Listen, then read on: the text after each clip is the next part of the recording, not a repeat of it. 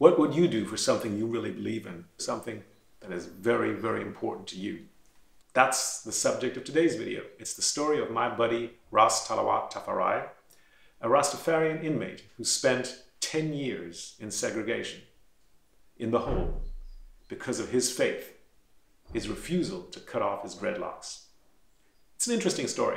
I hope you enjoy it, but it requires us to take a step backwards and start at the very beginning. In the fall of 2004, Lantern Books published my second book. It's called An Expensive Way to Make Bad People Worse. It was a fiscal critique of the criminal justice system, specifically the prison system, as a waste of taxpayers' money.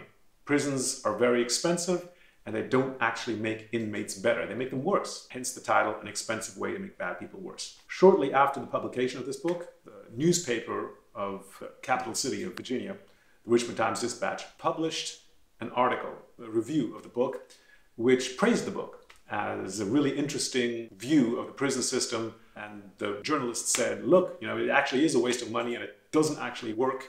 And this prisoner can prove all this because he has all these sources at the back of the book. Of course, made me very happy that a reporter praised my book. But 2 days later, I was thrown in the hole. The hole, by that I mean segregation, the punishment block. Why did that happen? Because obviously the Department of Corrections was not very happy that one of their inmates dared to criticize them in public and then even got praised for it. So they decided to punish me in order to send me a message, hey, quit writing these books. This did not work. I wrote and published another 4 books while I was in prison, a total of 6, and then a 7th one after my release. But this was my second book, and that's the one for which they then threw me into the hole, segregation, the punishment block.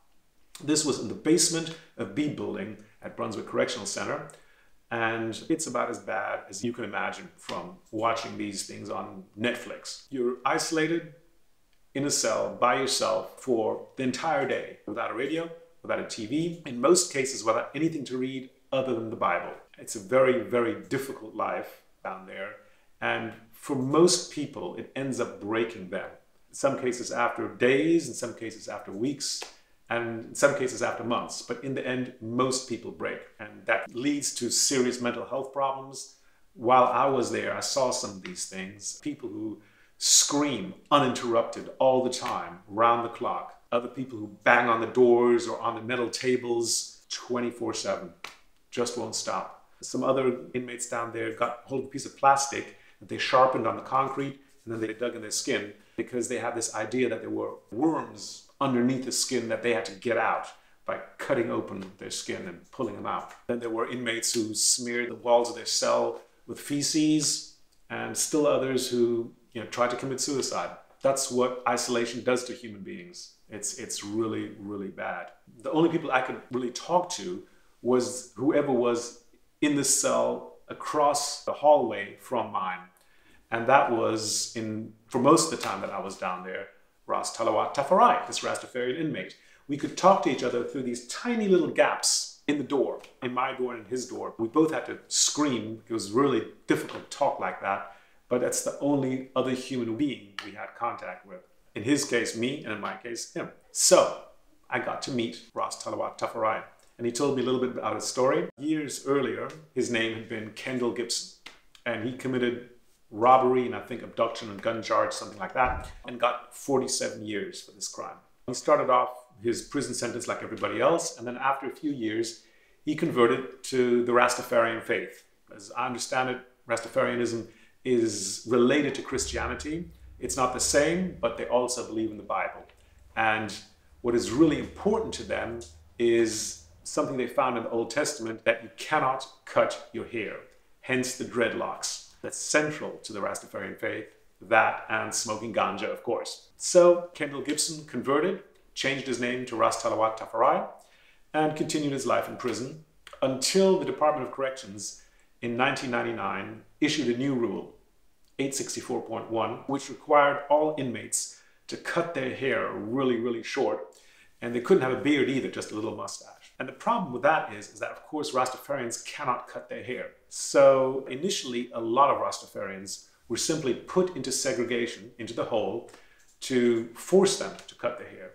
And after a few weeks, months, almost everybody gave up because it's so hard down there in segregation. But like about a half a dozen inmates kept the faith, not just for weeks and months, but actually for years. When I met him, he had been in the hole for over 5 years because he refused to cut his dreadlocks.